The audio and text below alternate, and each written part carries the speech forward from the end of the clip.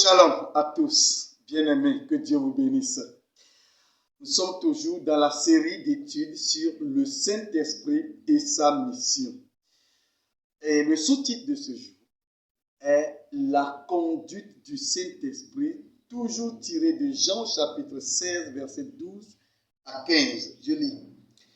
J'ai encore beaucoup de choses à vous dire, mais vous ne pouvez pas les porter maintenant. Mais quand le Consolateur sera venu, l'Esprit de vérité, il vous conduira dans toute la vérité. Car il ne parlera pas de lui-même, mais il dira tout ce qu'il aura entendu et il vous annoncera les choses à venir. Il me glorifiera parce qu'il prendra de ce qui est à moi et vous l'annoncera. Tout ce que le Père a est à moi. C'est pourquoi j'ai dit qu'il prend de ce qui est à moi et qu'il vous l'annoncera.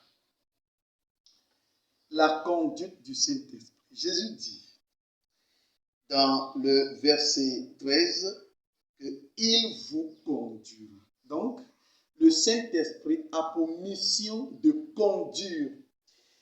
Et conduire, c'est guider une personne jusqu'à la destination. C'est-à-dire, il y a un parcours qu'une personne doit faire et il a besoin d'aide. Quelqu'un qui doit s'assurer de la sécurité, doit s'assurer de tout ce qu'il faut pour arriver au bout de la course, au bout du chemin emprunté. Selon Luc au chapitre 10, verset 35, eh bien, le Samaritain a tiré 2 pièces d'argent et l'a donné à l'autre où il a amené le blessé, celui qui est tombé dans la main des brigands. Et il lui a dit, prends soin de lui quand tu fais quelques dépenses, eh bien, lorsque je viendrai, je te paierai jusqu'à ce que je vienne. Donc, il y a un temps, ça commence et ça termine à un moment donné. Et le Saint-Esprit a justement la mission de me conduire, de te conduire jusqu'à ce que le royaume du Messie qui nous est donné par Jésus soit véritablement accompli, littéralement, physiquement sur cette terre. Dans Luc au chapitre 16, Luc au chapitre 12, verset 32, Jésus nous a annoncé que ça a plu à Dieu de nous donner le royaume. Donc ce royaume sera réel, physique, non pas seulement spirituel, quand le Messie va revenir. Et c'est en ce moment que la mission du Saint-Esprit va s'arrêter. Et deuxièmement, il faut dire que conduire, c'est conseiller aussi. Il nous est dit dans Ésaïe que sur le Messie se repose l'esprit de conseil. Donc, le Saint-Esprit nous est donné pour nous conseiller, pour nous donner comment marcher, comment faire. À titre d'exemple, Acte chapitre 16, verset 7 à 9, Acte 16, verset 7 à 9, eh bien, il nous est dit que Paul et son compagnon d'œuvre sont arrivés dans une ville qu'on appelle Mysie et ils voulaient descendre en Bithynie. Mais comme ils avaient le doute avant de prendre cette décision, eh bien, il nous est dit que l'Esprit de Dieu ne les permit point.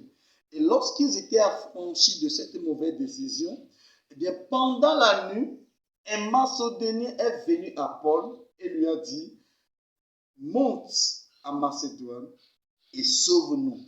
Au petit lendemain, ils se sont réunis et ils ont compris en examinant ces songes que Dieu voulait qu'ils aillent plutôt en Macédoine et non en Bithynie. Donc le Saint-Esprit nous est donné pour nous empêcher là où on ne devait pas aller, pour aller là où le plan de Dieu nous envoie.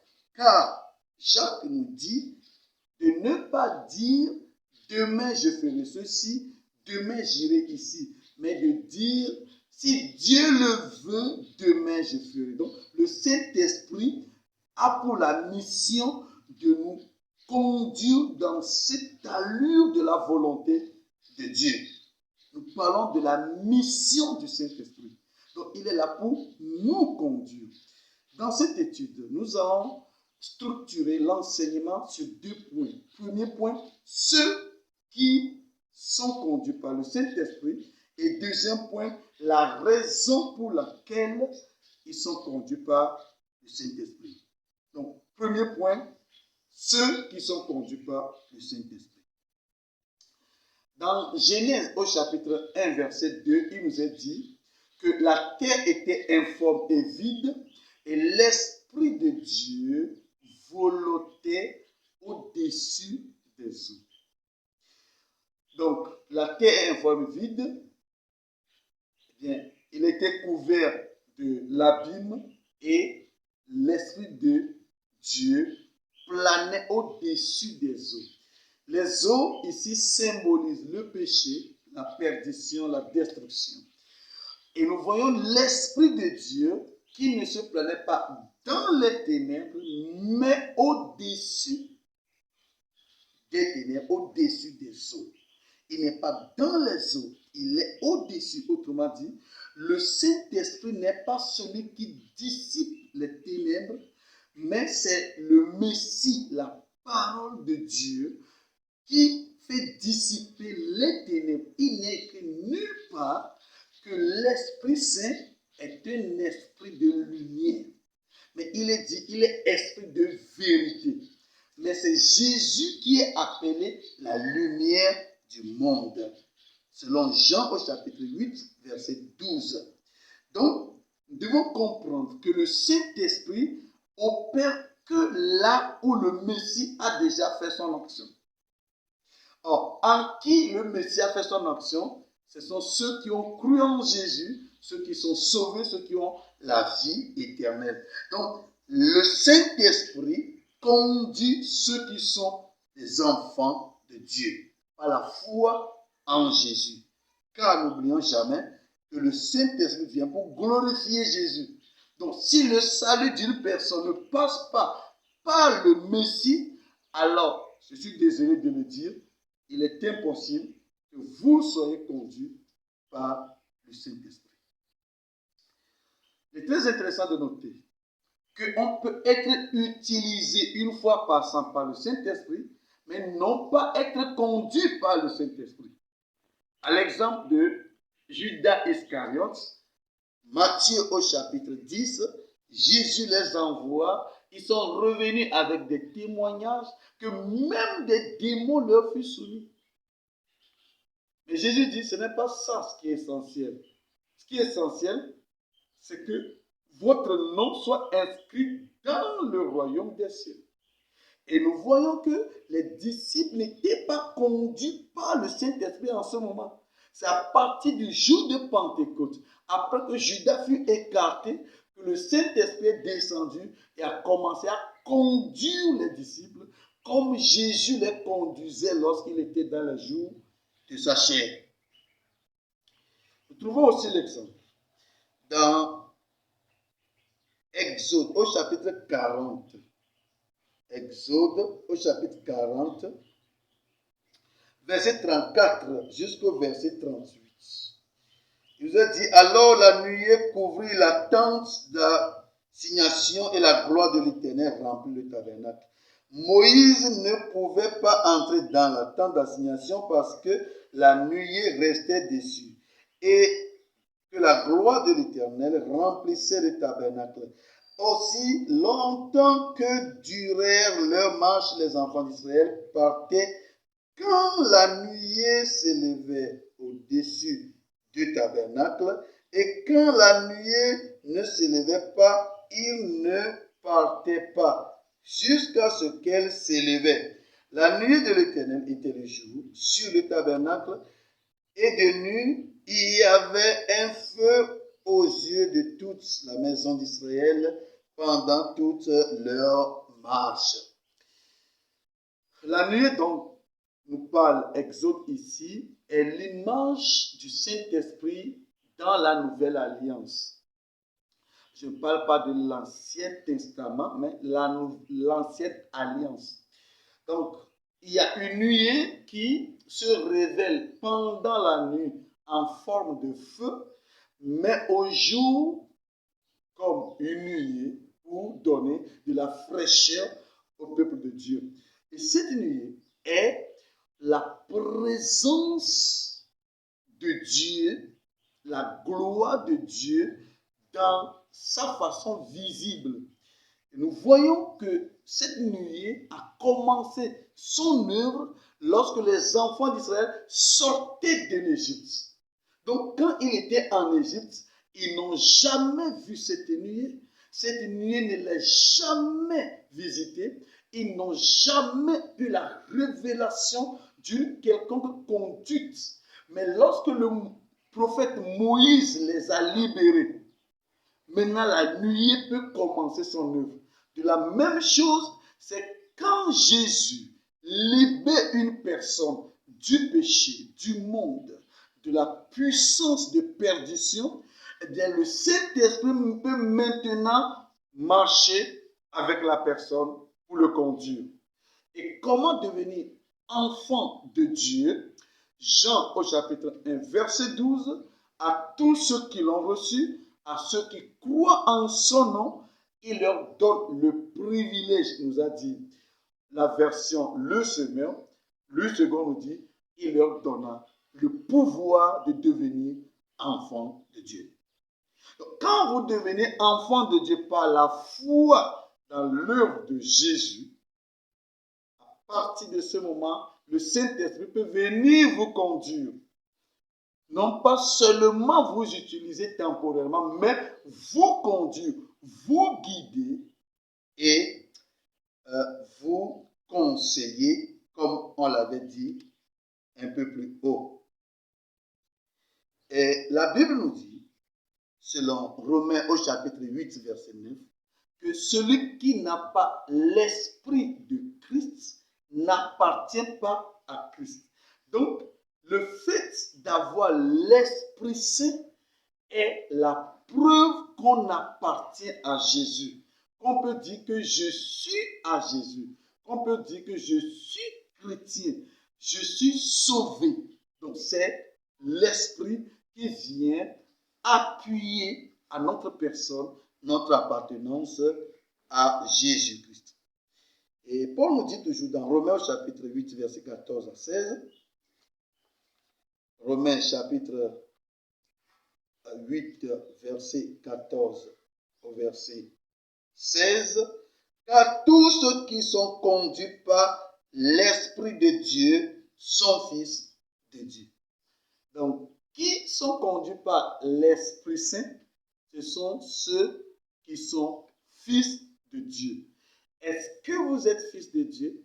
C'est-à-dire, est-ce que vous avez cru en Jésus et votre foi a provoqué la libération de votre personne de la puissance de condamnation? Alors, si tel est le cas, eh bien, soyez rassurés, le Saint-Esprit peut vous conduire. Le Saint-Esprit vous conduit. Il nous a dit, car vous n'avez point reçu un esprit de servitude pour être encore dans la crainte, mais vous avez reçu un esprit d'adoption, c'est-à-dire que malgré notre état de péché, malgré que nous sommes nés avec une nature de péché, par la foi, Dieu nous a donné une nouvelle naissance qui fait de nous son fils et à travers l'esprit, nous pouvons l'appeler Abba, Père. Comment? Parce que l'esprit lui-même rend témoignage à notre esprit. Notre esprit, c'est la partie sauvée lorsque nous croyons en Jésus. Ce qui est né de Dieu triomphe du monde. C'est notre esprit qui est né de Dieu, qui triomphe du monde. Et le Saint-Esprit lui rend témoignage que nous sommes enfants de Dieu. Donc, qui peut être conduit par le Saint-Esprit? Ce sont ceux qui sont sauvés. Peut-être vous me suivez que vous vous rendez compte que vous n'êtes pas sauvés parce que vous n'avez pas basé votre salut sur la foi et non sur l'œuvre. On ne base pas son salut sur comment on aime Dieu. Non. On base son salut sur comment Dieu nous aime. Et Dieu nous aime par Jésus. Et quand nous portons notre confiance dans cet amour exprimé de Dieu envers nous, nous avons la vie, nous avons le salut, nous sommes libérés. Et là, le Saint-Esprit vient habiter en nous pour nous démontrer que nous sommes enfants de Dieu. Donc nous comprenons ce verset de Romains au chapitre 8, verset 14 à 16 de deux façons. Première façon, parce que nous sommes enfants de Dieu, nous sommes conduits par le Saint-Esprit. Et la deuxième façon, c'est que Dieu nous donne la preuve que nous sommes enfants de Dieu. Et cette preuve, c'est le Saint-Esprit. Deuxième point, c'est la raison de la conduite du Saint-Esprit. Mais pourquoi le Saint-Esprit doit nous conduire? C'est pour accomplir sa mission à travers les croyants. Le Saint-Esprit nous conduit pour qu'à travers nous, ce qu'il est venu faire soit extériorisé, soit connu du monde. Il nous est dit dans Actes au chapitre 1, verset 8, que vous recevrez une puissance, le Saint-Esprit survenant sur vous, alors vous serez témoins. Donc, le témoignage du Saint-Esprit sur ce qu'est Jésus nous est donné et son onction nous pousse maintenant à le libérer dans la vie des autres. C'est très important. Et c'est ce témoignage que le Saint-Esprit nous communique que nous devons refléter. Si le Saint-Esprit nous communique la certitude du salut, nous pouvons peu communiquer la certitude du salut. Il nous conduit pour nous rassurer de notre salut et pour démontrer au monde que s'il accepte le Seigneur Jésus, lui aussi sera sauvé et aura la même certitude que nous avons. Et le Saint-Esprit, dans cette allure, peut choisir chaque personne de façon spécifique pour une mission donnée. Une façon de permettre à ce que l'ensemble de tout ce qui lui est donné à faire se réalise. L'exemple se trouve dans Actes chapitre 13, Actes chapitre 13, versets 1 à 2. Actes des apôtres au chapitre 13, versets 1 à 2. Il y avait dans l'église d'Antioche des prophètes et des docteurs. Barnabas, Siméon, appelé Niger, Lucius de Cyrène, Manahen, qui avait été élevé avec Hérode le Tétrarque, et Saul. Pendant qu'ils servaient le Seigneur dans leur ministère et qu'ils jeûnaient, le Saint-Esprit dit: mettez-moi à part Barnabas et Saul pour l'œuvre à laquelle je les ai appelés. L'église la plus spirituelle du premier siècle était l'église d'Antioche. Et l'Écriture nous dit que là se trouvent les prophètes et les docteurs. Et en citant les noms, nous voyons Barnabas premièrement et Saul en dernière position. Ce qui veut dire que dans cette église, Barnabas était prophète et Paul était docteur enseignant. Mais le Saint-Esprit a ce témoignage à rendre jusqu'au milieu des païens et au-delà du cadre d'Antioche. La Bible dit que le Saint-Esprit a dit, donc le Saint-Esprit parle. Bien-aimé, le Saint-Esprit parle. Et si vous n'avez jamais entendu parler le Saint-Esprit, c'est parce que peut-être vous ne savez pas où est-ce qu'il parle ou comment il parle. Le Saint-Esprit est envoyé pour habiter dans le croyant. Et s'il doit vous parler, il vous parlera depuis l'intérieur. Il vous parlera depuis votre homme intérieur. Ce qui veut dire que la meilleure façon d'écouter le Saint-Esprit, ce n'est pas en gardant son oreille dans l'attente d'écouter une voix, mais en se concentrant sur la présence du Saint-Esprit, sur la base de la grâce et non sur le mérite. Vous attendez le Saint-Esprit à l'intérieur de vous et il suscite en vous les pensées de Dieu, les désirs de Dieu, la vision de Dieu, la révélation de Dieu. Le Saint-Esprit peut parler d'une autre manière, il peut vous parler par l'oreille. Ça revient à lui de choisir comment vous parler. Mais la façon la plus précise et la plus habituelle, c'est qu'il nous parle à partir de là où il siège en nous. Et il siège dans notre esprit, dans notre personne intérieure. C'est donc à partir de là qu'il nous parle. Donc à travers le ministère qui se fait dans l'église d'Antioche, quelqu'un a reçu cette parole du Saint-Esprit et qu'il a exprimée probablement en prophétie pour dire, ainsi parle le Seigneur, ainsi parle le Saint-Esprit, mettez-moi à part Paul et Barnabas. C'est-à-dire, consacrez-moi, sanctifiez-moi Paul et Barnabas. Et la Bible nous dit qu'ils ont été sanctifiés, ils ont été mis à part par la prière et par l'imposition des mains. Donc, la façon de sanctifier quelqu'un, de mettre quelqu'un à part pour le ministère, l'œuvre pour laquelle Dieu l'a appelé, c'est de prier et lui imposer la main. Donc, nous voyons Paul ici et Barnabas qui, malgré qu'ils ont un ministère, le Saint-Esprit a encore choisi de façon particulière une mission, un ministère à accomplir à travers eux. Pourquoi? Parce qu'il nous conduit pour révéler à travers nous sa mission au monde. Il est esprit, il est vent, il est souffle, ruach en hébreu, le vent, le souffle, l'haleine. On ne peut pas le voir. Il a besoin de ce qui est physique pour agir dans le monde physique. Et ce qui est physique et propre à lui, ce sont les enfants de Dieu, les gens qui sont sauvés sur la base de la foi en Jésus-Christ.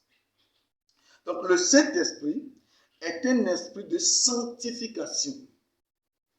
C'est-à-dire, c'est un esprit qui met à part, puisque lui-même est à part. Nous l'avions démontré dans une vidéo précédente où nous avions expliqué que le Saint-Esprit, en hébreu, c'est Ruach Kodesh, qui veut dire l'esprit, le souffle qui est mis à part, le souffle qui est consacré, le souffle qui est sanctifié, c'est-à-dire qui est mis à part les autres. Donc, le même esprit vient et opère en nous l'œuvre de sanctification. Ce qui veut dire que vous pouvez habiter la même église, mais pour la mission du Saint-Esprit, il peut vous mettre à part pour vous conduire à accomplir sa mission et non votre mission. Donc, l'esprit de sanctification, c'est l'esprit qui consacre ou qui met à part des hommes et des femmes pour l'œuvre de Dieu. Et le Saint-Esprit spécifie la mission qu'une personne appelée doit accomplir. Parce qu'il doit vous conduire dans cette ministère, dans cette mission. Bien-aimés, nous ne pouvons pas faire le ministère de Dieu sans être conduits par le Saint-Esprit. Sa mission, c'est d'être avec nous afin que nous expérimentons l'accomplissement de ce que Dieu nous a demandé à accomplir. C'est très important, bien-aimé. Il n'est pas seulement là pour me conduire en tant qu'enfant de Dieu, mais il est aussi là pour me conduire en tant que ministre de Dieu, en tant qu'un fidèle qui répond à une mission qui m'a été confiée. Donc, ce que nous pouvons dire en résumé, c'est que le Saint-Esprit est là pour nous conduire selon Jean 16 au verset 13. pour nous conduire en tant qu'enfants de Dieu et pour nous conduire en tant que ministres dans le champ du Seigneur Jésus-Christ. Bien-aimés, nous allons nous arrêter ici et par la grâce de Dieu, nous reviendrons pour continuer cet enseignement qui concerne le Saint-Esprit et sa mission. Que pouvons-nous dire? Bien-aimés, vous devez savoir qui est le Saint-Esprit à travers ses œuvres, puisque vous ne pouvez pas le décrire, le reconnaître en sa personne existante, mais vous pouvez le connaître à travers ce qu'il fait. Et ce qu'il fait, l'une des choses qu'il fait, c'est qu'il vous conduit en tant qu'enfant de Dieu jusqu'à l'avènement de Jésus. Et il vous conduit aussi pour accomplir le ministère que vous avez reçu par Dieu, par Jésus. Et ainsi, quand vous vous laissez conduire par le Saint-Esprit, eh sachez que à ces deux niveaux, vous aurez un bon témoignage de la part de Dieu et vous aurez par conséquent votre récompense quand le Messie viendra. Que la main de Dieu soit avec vous. Nous espérons que vous avez été bénis parce que nous sommes bénis. Alors nous vous impactons avec ces bénédictions. Que la main de Dieu repose sur vous tous au nom puissant de Jésus. Amen.